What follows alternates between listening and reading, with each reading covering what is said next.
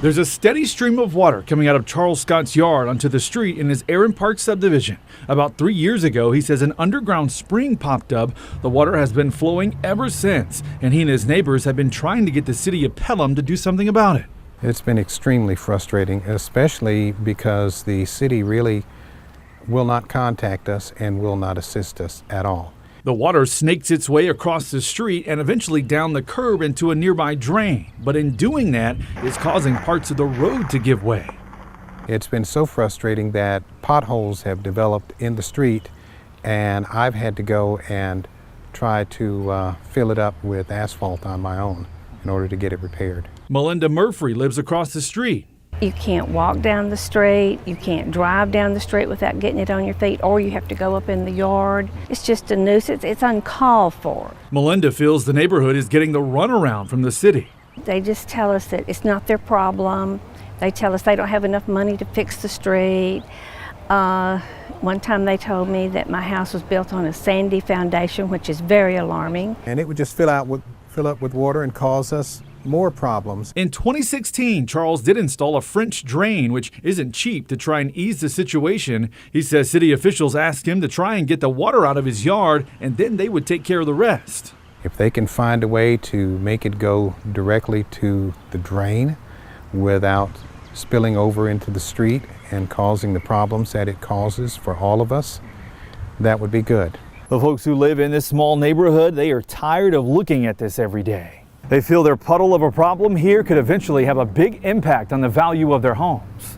If by chance some of us needed to sell our home, we could not because of this water problem. I've been in constant contact with the city about this. The city manager says it looks like installing a drain along the curb to the sewer would provide a solution. In a statement, Gretchen DeFonte, who's only been on the job 8 months, says, quote, as long as the fix can take place completely within city-owned property, the city has no problem fixing this. DeFonte didn't give us a time frame for all of this. Of course, we'll stay on top of it and let you know what happens. Charles did send me a text saying he doesn't believe anything would have been done if we had not gotten involved. Yeah, good evening, guys. Once I started asking questions, the city of Pelham quickly got involved and within days figured out that problem. Neighbors thought the water was coming from an underground spring. Turns out it was a broken water main.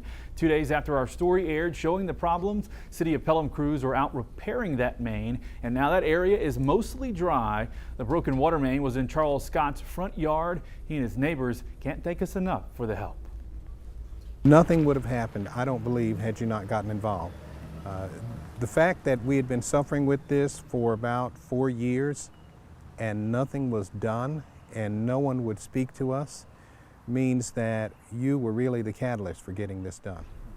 Now, in the process of finding out the problem, crews left Scott's front yard in a mess. They have assured him they'll get everything back to normal, and we will make sure that happens.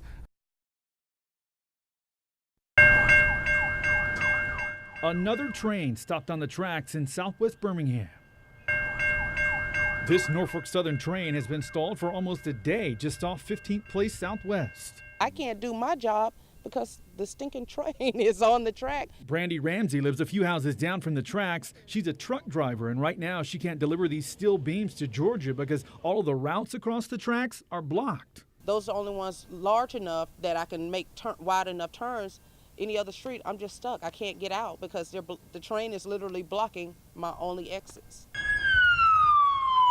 It's also impacting first responders. We spotted this ambulance trying to navigate its way through the neighborhood looking for a clear route across the tracks. My mom, 93 years old, and we got a lot of elders across these tracks that need this attention. If they can't get it, who's responsible? This has been an ongoing problem in this area for quite some time. Some folks feel trapped in their neighborhoods, especially when these trains sit on the tracks for hours. They say it is past time to do something about it. At first they said they were going to get somebody to move it. Brandy has been calling Norfolk Southern all day about it, really getting nowhere with them. So I called the local office. The number kept ringing. I then called this emergency number listed on the crossing arms. Someone then told me to call another number. I finally got a spokesperson on the phone. You know, right now the train is not in our rail yard because the rail yard is full. We've covered stories in the past of trains blocked on tracks. I mean, it seems like this happens often in this area. Yeah, that there's a tremendous volume of the amount of freight moving between Atlanta and Birmingham is just growing all the time.